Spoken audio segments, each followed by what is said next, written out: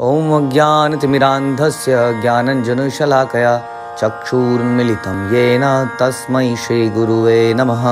हरे कृष्ण। भगवद गीता अध्याय 9 the most confidential knowledge, परम गुह्य ज्ञान, श्लोक संख्या 33। किं पुनर्ब्रह्मणा पुण्या भक्ता राजर्षय तथा अनित्यम असुखम लोकम इमं प्राप्य भजस्व माम्। तो पिछले श्लोक से कंटिन्यू करके आपको उसको समझना पड़ेगा। तो पिछले श्लोक में भगवान ने बोला कि हे पार्थ, जो लोग मेरी शरण ग्रहण करते हैं, भले ही वो निम्न जन्मा क्यों ना हो, स्त्रियां क्यों ना हो, वैश्य क्यों ना हो, शूद्र क्यों ना हो, वो परम धाम को प्राप्त करते हैं। आज का श्लोक है, फिर धर्मात्मा ब्राह्मणों, भक्तों, राज ऋषियों के लिए तो कहना ही क्या। अतः इस क्षणिक दुखमय संसार में आने पर मेरी प्रेमा भक्ति में अपने आप को लगाओ। तो इससे पिछले श्लोक में भगवान ने बोला कि जो व्यक्ति बहुत ज़्यादा इंटेलिजेंट नहीं है, कई लोग कहते हैं कि भक्ति का जो विषय है बड़ा मुश्किल है जी, मेरी समझ से परे है, एक तरह का बहाना ही है ये। क्योंकि यहाँ इस श्लोक में भगवान कहते हैं, इससे और पिछले श्लोक में, कि कोई मूर्ख व्यक्ति भी है, यदि वो मेरी शरण में आता है तो मैं उसका उद्धार कर दूंगा। भगवान एक अन्यत्र जगह पर कहते हैं कि ददामि बुद्धि योगम तम येन माम उपयन्ति, कि जो मूर्ख भी अगर कोई है, उसके पास पर्याप्त बुद्धि नहीं भी है, यदि वो मेरे भक्ति करता है, मेरी शरण में आता है, तो मैं उसको बुद्धि प्रदान करता हूँ।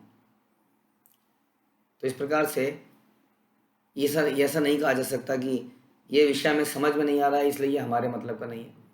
हमें प्रयास करना है, हमें केवल अपना 100% देना है। एंड आप देखेंगे कि कृष्ण सारे रहस्य खोलते चले जाते हैं। दूसरी तरफ कुछ लोग ऐसे हैं, वो कहते हैं कि ये तो उन लोगों का कार्य है जो मूर्ख हैं, जिनके पास काम नहीं है, जिनके जीवन में कुछ करने के लिए बचा नहीं है, जो जीवन में हार चुके हैं, निम्न है, उनके लिए भक्ति का कार्य है। यहाँ पर उनके लिए बताया गया कि ये राज ऋषियों के लिए भी है। धर्मात्मा ब्राह्मण भक्तों राज ऋषियों, यानी कि ये मूर्खों के लिए भी है, ये राज ऋषियों के लिए भी है।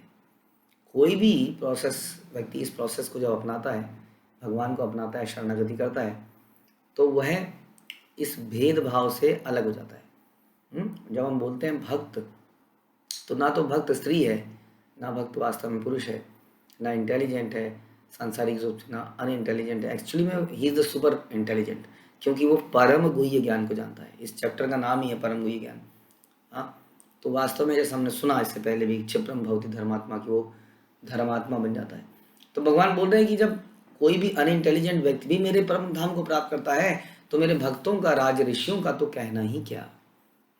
इसलिए अतः इस क्षणिक दुखमय संसार में, इस संसार के लिए फिर से बताया गया, अनित्यम असुखम लोकम। अन्यत्र जगह आपने देखा भगवान बोलते हैं दुखालयम अशाश्वतम। अशाश्वत का मतलब भी है अनित्य, दोनों ही की बात है। दोनों जगह भगवान बोलते हैं कि ये जगत अनित्य है। कई लोग कहते हैं कि जगत मिथ्या है, मायावादी प्रभुपाद बोलते हैं कि मायावादी अक्सर कहते हैं कि जगत मिथ्या है, लेकिन मिथ्या में और अनित्य में अंतर है।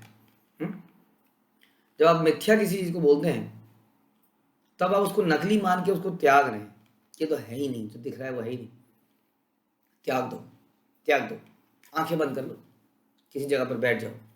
लेकिन जब हम मानते हैं कि ये है, रियलिटी है, इसको फेस करना पड़ेगा। हम रियलिटी से भाग नहीं सकते, हमें रियलिटी को फेस करना है। भगवत गीता में रियलिटी को फेस करना सिखाती है, ना कि भागना। इसलिए भगौड़ों के लिए भगवत गीता नहीं है। वही लोग भगवत गीता से भागते हैं जो भगौड़े हैं।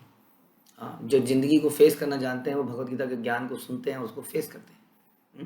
तो इसलिए बता रहे हैं कि ये जगत क्या है, ये रियलिटी है, लेकिन अनित्य है, ये समझना पड़ेगा। रियलिटी तो है, सच्चाई तो है, लेकिन यहाँ पर सुख और दुख दोनों चलता रहता है। कोई चीज़ मिलती है, फिर वो चीज़ छीन ली जाती है।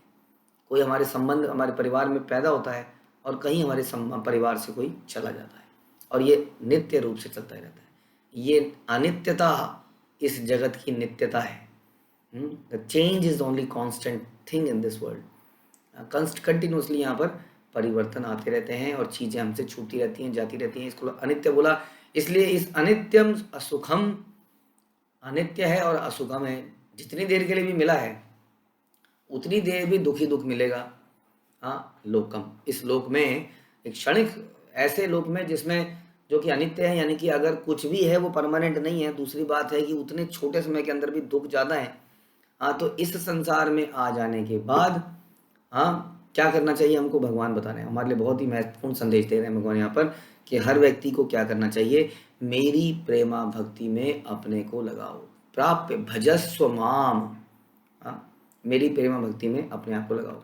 अब चाहे यानी कि आप इंटेलिजेंट हैं, अनइंटेलिजेंट हैं, रिच हैं, पुअर हैं, ब्राह्मण हैं, क्षत्रिय हैं, शूद्र, वैश्य हैं, बड़े हैं, छोटे हैं, स्त्री हैं, पुरुष हैं, इस कंट्री के हैं या उस कंट्री के हैं, इस धर्म के हैं या उस धर्म के हैं, सबके लिए ये संदेश दिया गया कि आप सबको मेरी प्रेमा भक्ति में लगाना चाहिए अपने आप को। यही तरीका है अपने आप को इस अनित्य जगत से छुटकारा दिलाने का।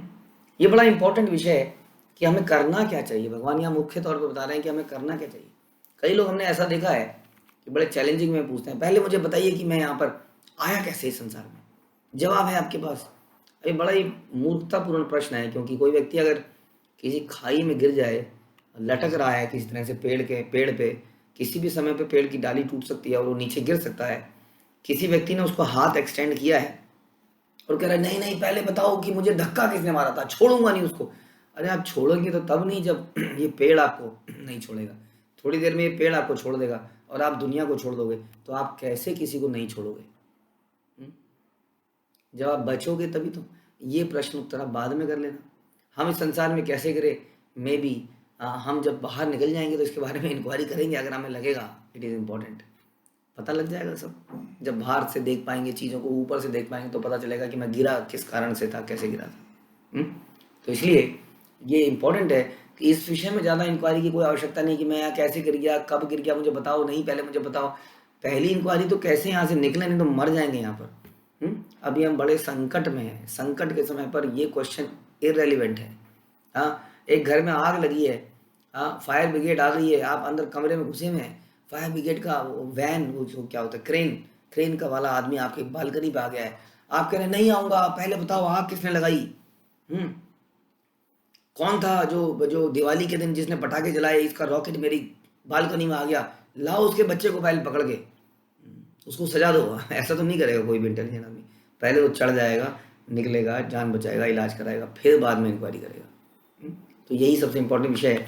भगवान बोलते हैं कि जो भी संसार में अनित्य दुखमय संसार में जो व्यक्ति गिर गया है, उसको करना क्या चाहिए, उसको मेरी प्रेमा भक्ति में लगना चाहिए।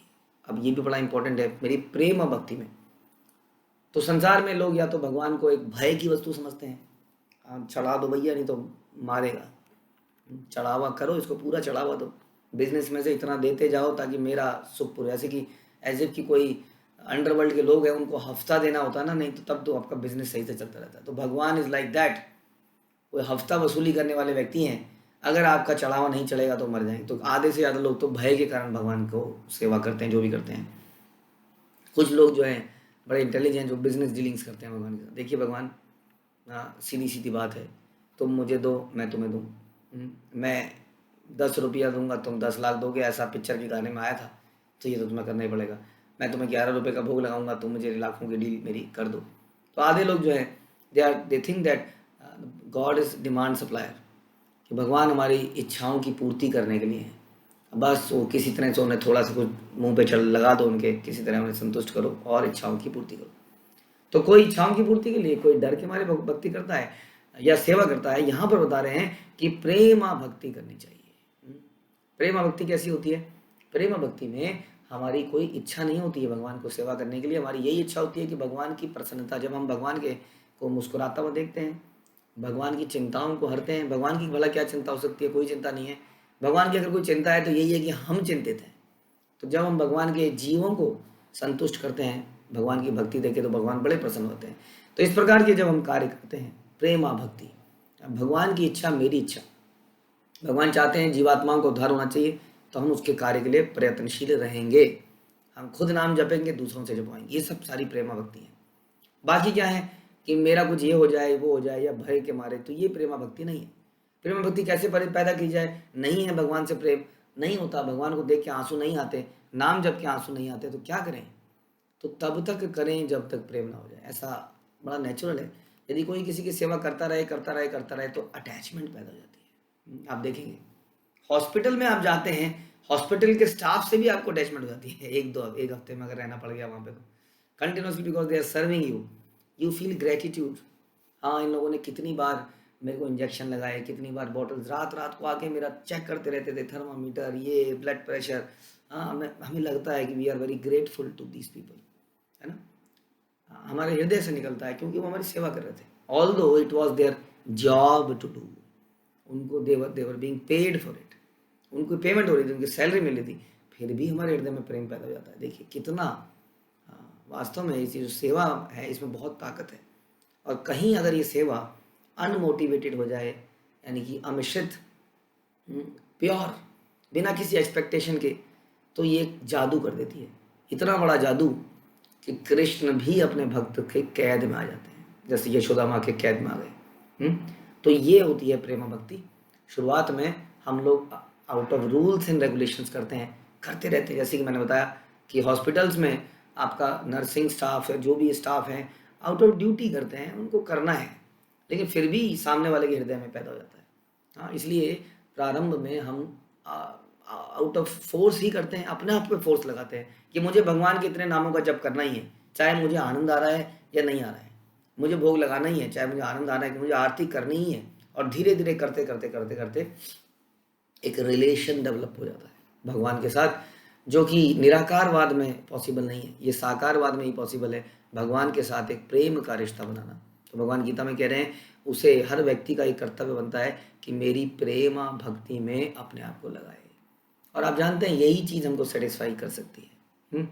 हम सेटिस्फाई हो सकते हैं केवल इस सच्चे प्रेम से, जो कि संसार में हम ढूंढते हैं, और कई बार किसी कन्या में मिलता है, किसी को किसी पुरुष में मिलता है, किसी को माँ में मिलता है, लेकिन वास्तव में ये सारे प्रेम उस कसौटी पे उतरेंगे नहीं खरे, क्योंकि हर जगह कुछ ना कुछ एक्सपेक्टेशन बैठी हुई है। जब तक आप सामने वाले को प्रसन्न रखोगे तब तक वो भी आपके साथ प्रसन्नता से रहेगा। जहाँ आपने थोड़ा से टेंट्रम दिखाए वहाँ वो भी टेंट्रम दिखाएगा। यहाँ पर प्योर लव नहीं मिल सकता है, प्योर लव मिलेगा आपको आध्यात्मिक जगत में। हाँ, इस वक्त इस संसार में आपको कहीं ना कहीं धोखा मिलता ही रहेगा, हर जगह पर। तो इसलिए यही हमारा भला है, यही हमारा हित है कि हम उस सच्चे प्रेम के लिए भगवान के साथ अपना रिलेशनशिप बनाएं और उस आध्यात्मिक जगत में जाएं जहाँ पर कोई भी रिश्ता किसी भौतिक इच्छाओं पर आधारित है ही नहीं, क्योंकि वहाँ पर केवल शुद्ध आत्माएं ही रहती हैं। तो ऐसी ही जगह को हम बिलोंग करते हैं, ऐसी जगह से हम गिर गए हैं। हाँ, नाउ इज द क्वेश्चन कि उस जगह पर वापस कैसे जाया जाए। उसके लिए भगवान बोल रहे हैं वहाँ जाने के लिए आप सबको मेरी प्रेम भक्ति में लगना चाहिए। प्रेम भक्ति में हम क्या करते हैं? प्रेम भक्ति में हम भगवान का प्रेम से श्रवण करते हैं, प्रेम से कीर्तन करते हैं, हाँ, और बहुत सारी सेवाएं नवदा भक्ति में करते हैं, जैसा गुरु परंपरा द्वारा बोला गया है। तो ये करने से हमें क्या होगा? इस अनित्य असुखम लोकम, इस क्षणिक दुखमय संसार से हमें मुक्ति मिलेगी और एक अनित्य ऐसे नित्य जगत में हम पहुंचेंगे जहाँ पर रिश्तों में धोखा नहीं है, जहाँ पर रिश्तों में अपने पर्सनल हिडन एजेंडा नहीं है, जहाँ पर रिश्तों में ये नहीं है कि तुम मेरी पीठ पे खुजली करो तो मैं तुम्हारी पीठ पे खुजली करूँगा, जहाँ पर एकदम प्योरिटी है, जहाँ पर सबका एकमात्र उद्देश्य है कैसे कृष्ण को प्रसन्न किया जाए और कृष्ण का उद्देश्य है कैसे मेरे भक्तों को प्रसन्न किया जाए। तो इसके लिए आइए आज से ही हम प्रयास करें, हम रूल्स एंड रेगुलेशंस में भक्ति करना प्रारंभ करें और धीरे धीरे इसको प्रेम और भक्ति में कन्वर्ट करें। श्रील प्रभुपाद की जय, भगवद गीता की जय।